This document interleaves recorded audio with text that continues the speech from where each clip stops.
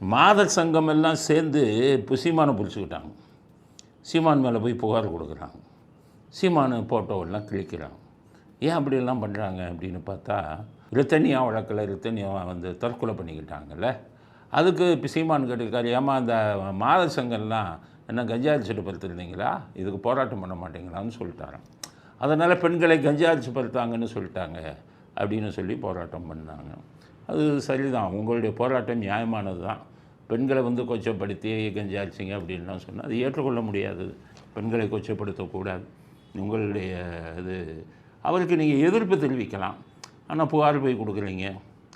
அதனால் புகார் கொடுக்குறீங்கும்போது எல்லாருக்கும் என்ன சந்தேகம்னா, இந்த திமுகவுக்கு எதிராக பேசினா மட்டும் மாதர் சங்கம் வரீங்களே. இந்த திமுகவில் சிவாஜி கிருஷ்ணமூர்த்திங்கிறாரு, அவர் பெண்களை பேசாத பேச்சா?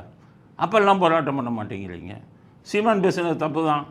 இருந்தாலும் இப்போ போராட்டம் பண்ணுற மாதிரி எல்லாத்துக்கும் நீங்கள் போராட்டம் பண்ணால் தான். அதுவும் திமுகவுக்கு எதிராக இருப்பவர்கள் பேசினா மட்டும் போராட்டம் பண்ணுறீங்க. திமுகவுக்கு ஆதரவாக இருப்பவர்கள் சிவராஜ்யம் பேசினா கண்டுக்க மாட்டேங்கிறீங்க. அதனால் மகளிர் அமைப்புகள் எல்லாம் நீங்கள் வந்து உங்கள் இதுக்காக உரிமைக்காக போராடுவர்கள் தவறில்லை. ஆனால் அதில் வந்து அரசியல் கலக்கக்கூடாது. அதில் நடுநிலைத்தன்மை வேணும். பெண்களுக்காக எதிராக நடக்கக்கூடிய எல்லா விஷயத்துக்கும் உரிமை குரலை நீங்கள் கொடுக்கணும். அரசியல் பேதங்கள் பார்க்கக்கூடாது. அதனால் உங்கள் போராட்டத்திற்கு நாங்கள் ஆதரவாக சொல்கிறோம்.